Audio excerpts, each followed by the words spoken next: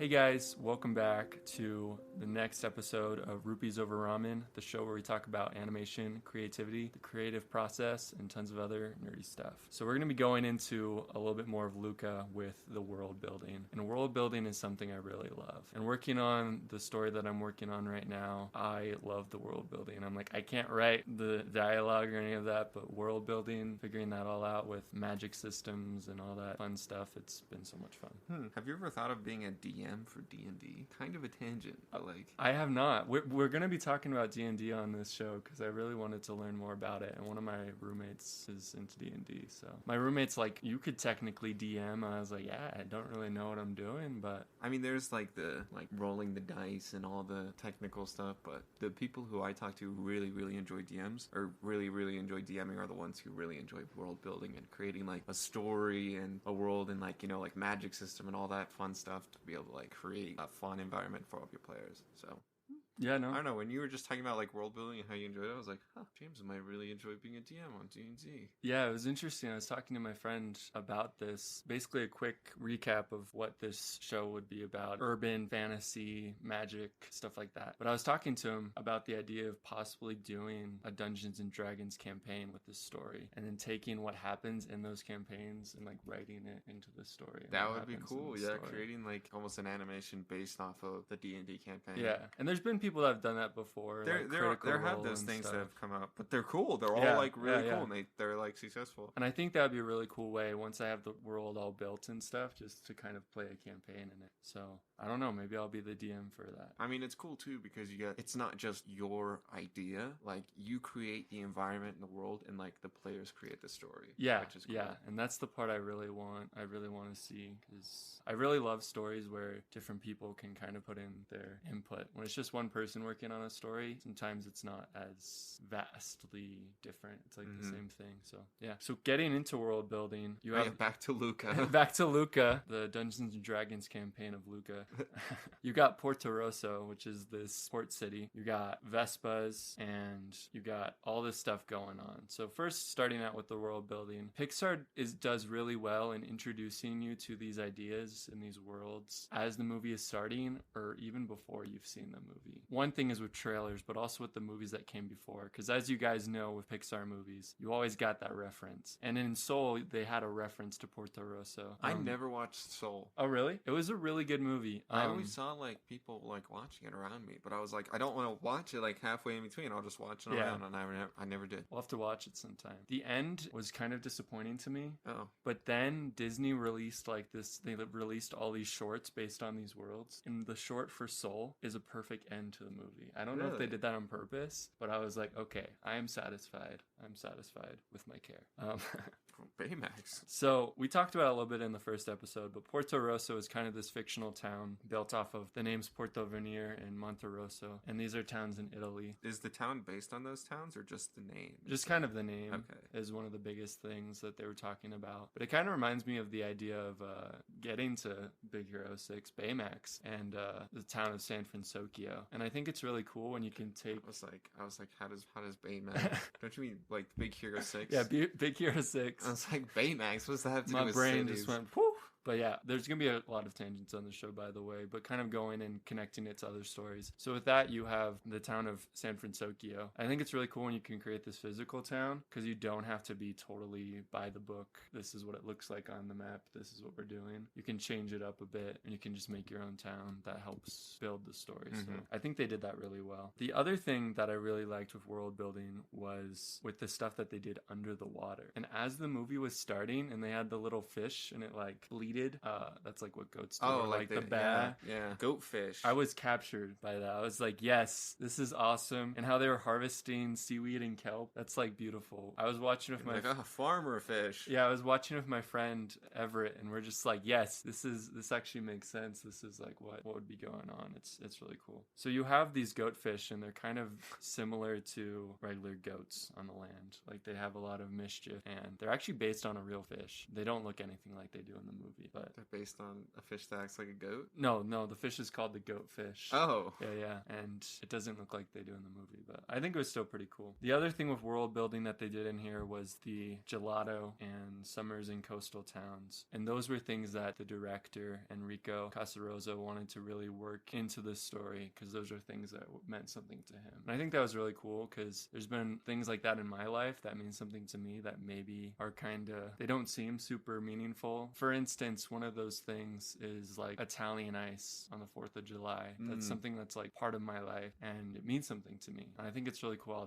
he was able to work gelato and coastal towns into this story. He's not just making a story like to make a story, but he's making a story to tell his own story. And I think that was really cool that he was able to do that. So were there any things with world building that you really liked? Like things that you saw? Like specific to this movie? Yeah. I don't know. Well, one interesting thing I noticed is like they pretty much isolated it to like only this town. Like you never saw any other towns or anything. Like it was just like this little town was it on an island? I think it's just on the coast. Yeah, I think it was just on the coast. And also like an interesting thing is they don't show much of like the sea monsters. It's just like his family. Yeah, that's like true. There's no like sea monster town. There's no like it doesn't show much of the sea monster culture, which is interesting. I'm not upset about it because it focused more on like, you know, being above ground because it was so different of like where Luca had come from. As if it was just like daily life of sea monsters. Like, okay, I mean, sure. Yeah, it was really cool. And I love that idea when you're taking someone from a totally different culture or life and putting it in. That's why modern fantasy is so cool to me, because I want to see these fantasy characters coming into a modern world and like reacting to things like root beer floats and like donuts. Are there examples of that? So I can think of one example. It's on like BYU TV and it's called Dwight in Shining Armor, but it's like these people from medieval times come in and experience these things like donuts and brownies. The reason why I like this is I served a mission, and one of the missionaries that I served with, he was from the Dominican Republic, and he had never experienced a lot of the things in America, like root beer floats and things like that. And the emotions on someone's face when they've tasted that for the first time, it's pretty awesome. It's pretty cool to see that. So next we're going to be getting into the music and sound design of this. And I love music and sound design with like film scores, Star Wars, Lord of the Rings, Harry Potter. I mean, those are like legendary film scores. They're like legendary film scores. But even like, I really think the film score of Sorcerer's Apprentice was done really well. And How to Train Your Dragon. I really like the music in Nausicaa. Yeah. And The Valley of the Wind, Studio Ghibli movie. That's like my favorite Studio Ghibli movie, almost entirely because of the music. Yeah.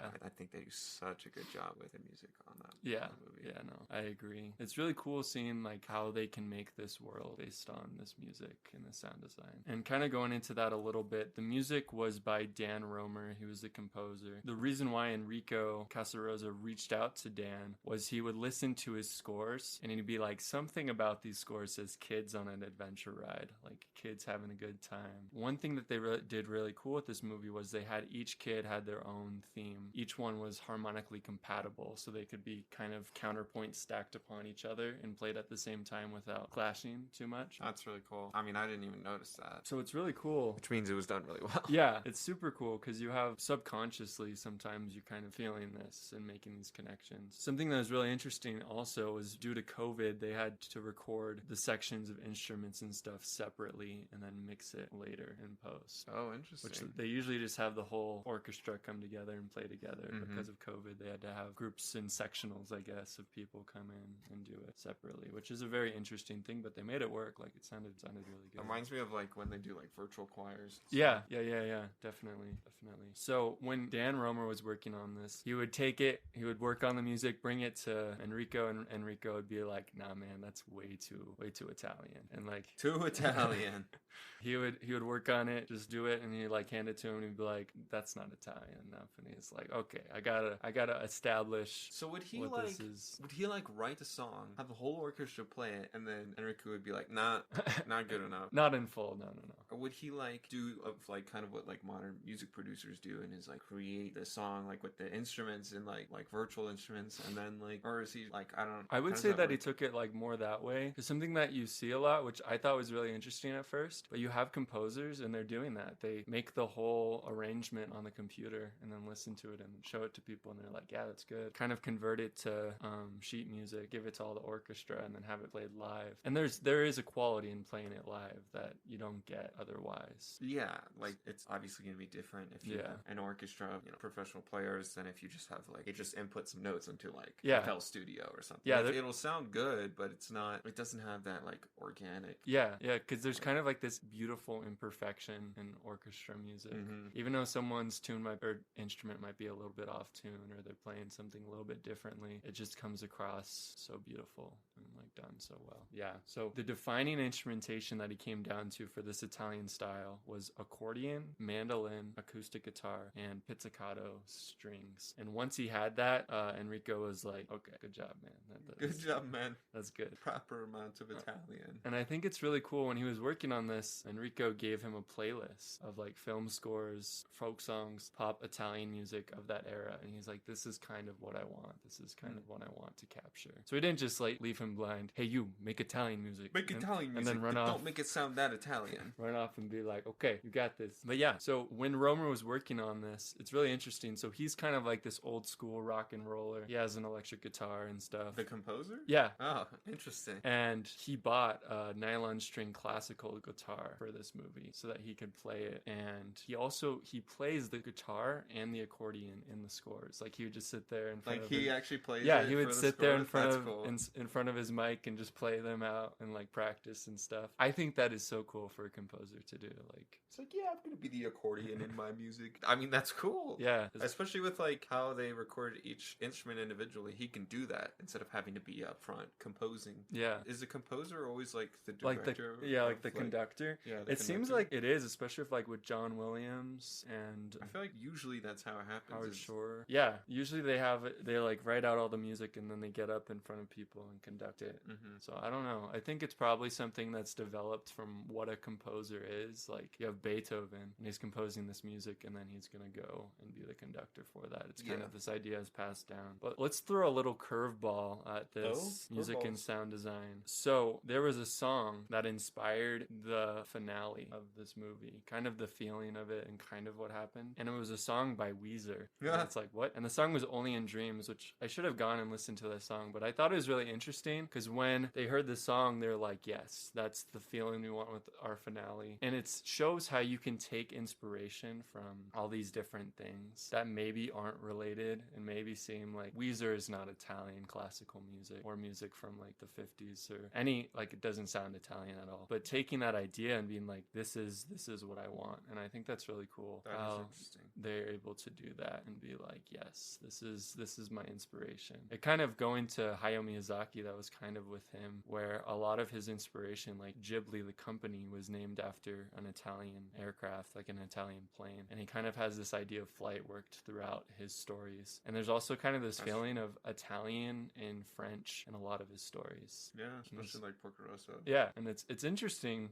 because it's Japanese anime, but that Italian has that influence on him, and then the Japanese has an influence on Enrico, like watching this Japanese animation. And I think that's just really cool how each culture is lending to each other. It's kind of like this circle that just comes together. The other thing just throughout this whole movie was starting in 2019, they were working on the animation, music, all that partially remote. They started out kind of doing things the normal way, but when COVID hit, they had to do things differently. And I think it's really cool how they're able to adapt and do that. When you're like a large business, you have to be very careful. That makes sense. So that there's not repercussions that come on down the line. But yeah, this whole movie altogether, I really liked how they did it. Got me crying like at part of it. Really? Yeah. Wow. There's this really interesting thing going on throughout this movie of family and what that means and acceptance. And there's a lot of non-acceptance and prejudice going on in this world right now. And it's really cool to see like a message like that where it's like this acceptance, this idea of acceptance and just a pure friendship between two people that can help both of them. Yeah, 3 people, 4 people. And it's just really cool kind of breaking down those barriers, especially with Massimo. I'm just going to keep talking about that man. It's just really cool. He reminds me kind of John Silver from like Treasure Planet, and just that idea of this very rugged, buff dude, but he has the heart of gold, and he's just like, he's best dad. He's awesome. Dad. But yeah, really enjoyed talking about this movie, and guys gotta stay tuned for the next episode. We're super excited with what's coming up next. And thanks, Nolan, for coming on Thank the you show for today. inviting me. I appreciate it. It's been really cool. And if you haven't seen Luca, I hope I didn't spoil too much, and go watch it. Enjoy that movie. I think we kind of spoiled quite a bit.